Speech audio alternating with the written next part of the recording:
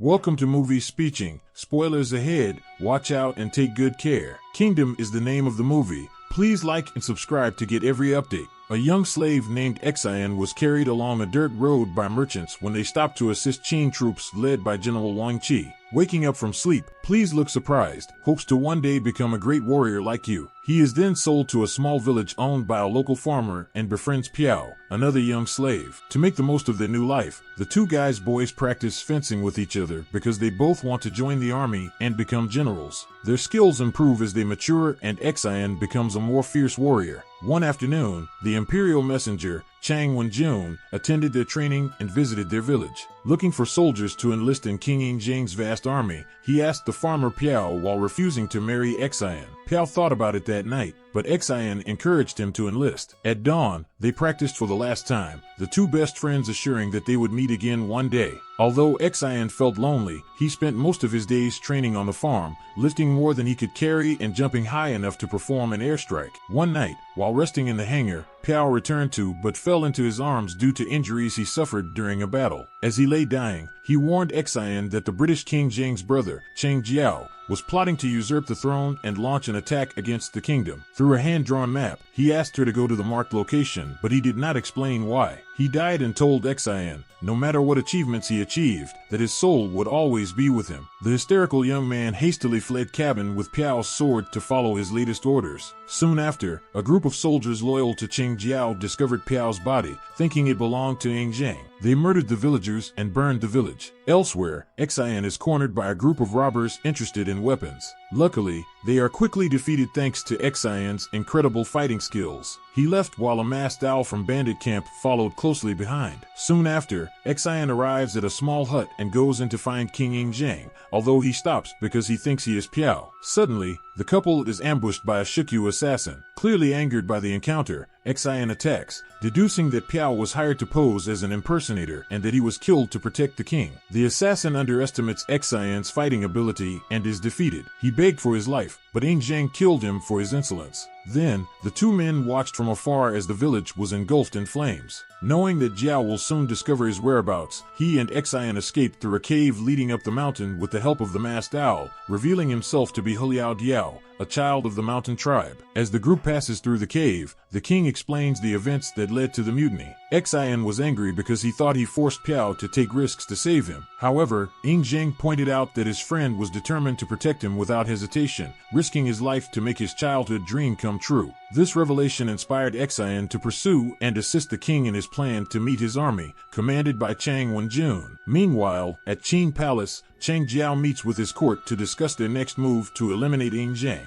General Wang Qi, who is said to have retired some time ago, arrives and presents a severed head said to be that of the king's messenger, Wenjun. He promised to hunt down Yingzhang in exchange for a portion of the imperial army's rule. Elsewhere, Xian and the group reach the bamboo forest, but are attacked by another assassin, Muta, armed with poison darts. The young warrior proved superior as Muta used his speed to perform incredible moves with his weapons. Using bamboo trees as defensive structures, he overpowered the assassin and delivered the final blow when he turned around. Unfortunately, he was poisoned and lost consciousness. Soon after, Xian woke up in an ancient resort built by the Qin and Sun tribes 400 years ago. While he recovered, the king explained about his family's lineage. He was born into royalty despite having a mother who was a court dancer. His father died after only 3 years, leaving him a young ruler at the age of 13, greatly disappointing Jiao, who despised the flesh and blood of commoners. Along with his half-brother, backed by the prime minister, businessman-turned-politician Lu Buwei was also seeking the throne. Late in the afternoon, things became peaceful again until the group sensed the presence of soldiers outside the nursing home. Fortunately, it was Yingzhang's men, led by Chang Wenjun, who were still alive. He apologized profusely for being late, as their escape plan had gone awry along the way. Meanwhile, Jiao was led to the top of the kingdom's city walls to see the 80,000 soldiers who had enlisted in his army. He showed his true power by capturing a high-ranking soldier born from a farmer and killing him by the deformed giant executioner, Lang Kai, in front of everyone, trusting only those whose men were raised among the nobility. At the compound, Huliao prepared delicious meals for the hungry soldiers, delighting everyone with a hearty meal. The king then demanded an explanation as to how the soldiers had been ambushed by Jiao's troops. when June reveals that they left with Piao through a secret passage on the night of the coup,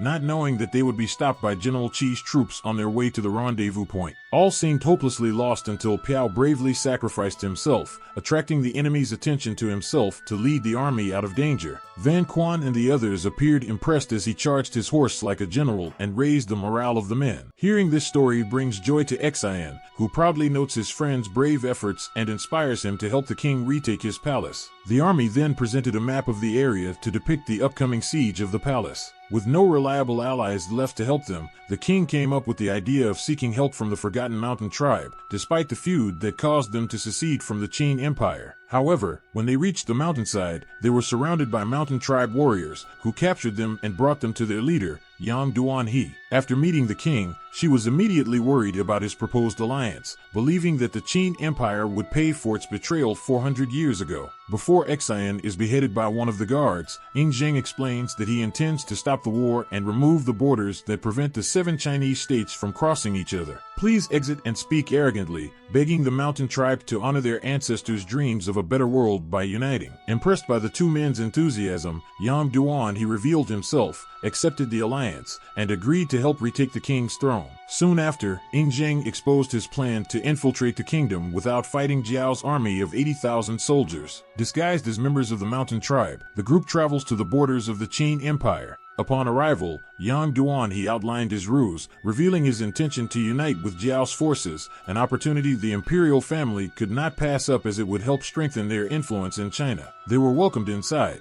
but the chief was only allowed to travel with 50 people, leaving most of the hill tribe members outside the gates. Meanwhile, the prime minister happily told Jiao that their possible alliance with the mountain clan would help suppress Lu Buwei's army. He and the official went outside to greet the leader, who refused to disarm their group until a formal treaty was discussed. As soon as they passed through the Shuqi Gate, Ying Zheng began the siege by attacking the guards, signaling everyone to volunteer. After closing the gate, he ordered Xian, He Liao, and a trusted soldier, Bai, to use the underground passage directly connecting to the throne room and assassinate Qing Jiao while himself, when Jun and leader act as a decoy and cause chaos. Immediately afterwards, the king's delegation arrived at courtyard but was stopped by palace soldiers. The prime minister ordered Ying Zheng to be beheaded. The mountain tribes rushed in first but were quickly eliminated by the archers. Suddenly, as the soldiers cautiously advanced, the tribesmen awoke, having acquired the ability to endure pain.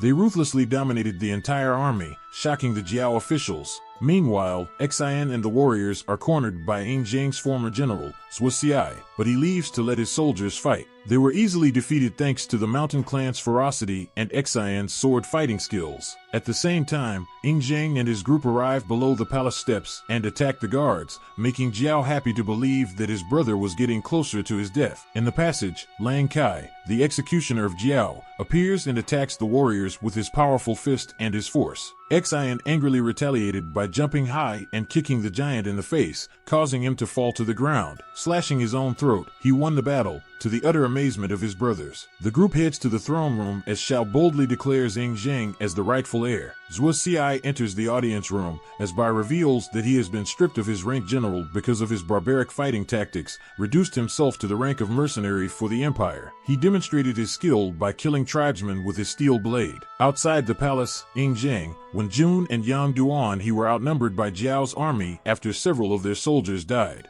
The king raised the morale of his soldiers to continue fighting and buy time for the assassination to be completed. Meanwhile, Xian attacks Zhuo Xi with all his power. However, the mercenary was put through his paces, even going as far as killing imperial officials to get closer to him. Bai tries to save Xian but is slashed on his shoulder. The young fighter fights back but is knocked down and is slashed in the face, much to Jiao's amusement. Before delivering the final blow, Zhuo Xi scolds him for pursuing his dream, which will only lead to failure. Recall Piao's encouragement to one day become a general, giving him enough strength to block Zhuo Xi's sword and repel him. Holding Piao's sword in an attack position, he closed his eyes, waiting for the mercenary to approach him. As he got closer, Xian jumped extremely high and hit him in the chest, breaking his blade the same way he broke the stone during his training session. Zhuo Xi dies, leaving Jiao defenseless while the rest of the council flee in terror. He Liao killed the prime minister by injecting poison into his left eye but was stabbed. Luckily, Xian discovered that she always wore armor under her owl costume, so he saved her. Meanwhile, Jiao tried to escape to courtyard and faced the tired Ing Zhang, ordering S-men to attack,